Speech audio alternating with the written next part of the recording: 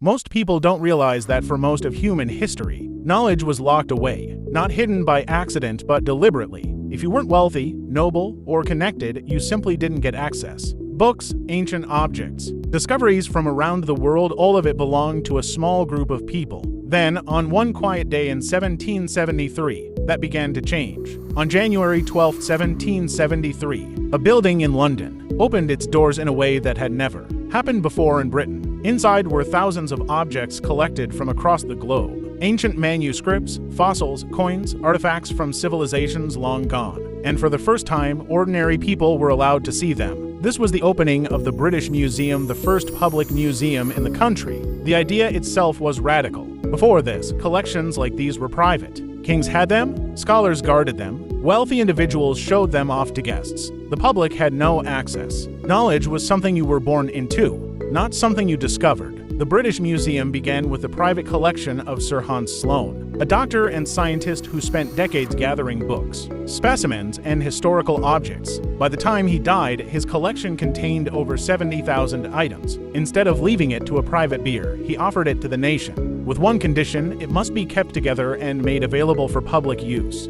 Parliament accepted. Years later, the collection was placed inside Montague House in Bloomsbury, and the museum officially opened. Anyone could apply to visit. There were rules, of course. You had to request entry in advance. Visits were guided. Groups were small. But still, this was unheard of at the time. For the first time, a student, a craftsman, or a curious citizen could stand in front of objects from ancient Egypt, Rome, and distant cultures they had only heard about. The world suddenly felt bigger and closer. This moment didn't just create a museum. It changed how society viewed knowledge. It sent a message that history did not belong to the elite, that learning wasn't something to be locked behind doors, that curiosity itself was worth protecting. Over time, the British Museum grew into one of the largest collections on Earth. But its true legacy began on that day in 1773, when a simple decision quietly shifted the balance between power and knowledge and opened the door for the modern world.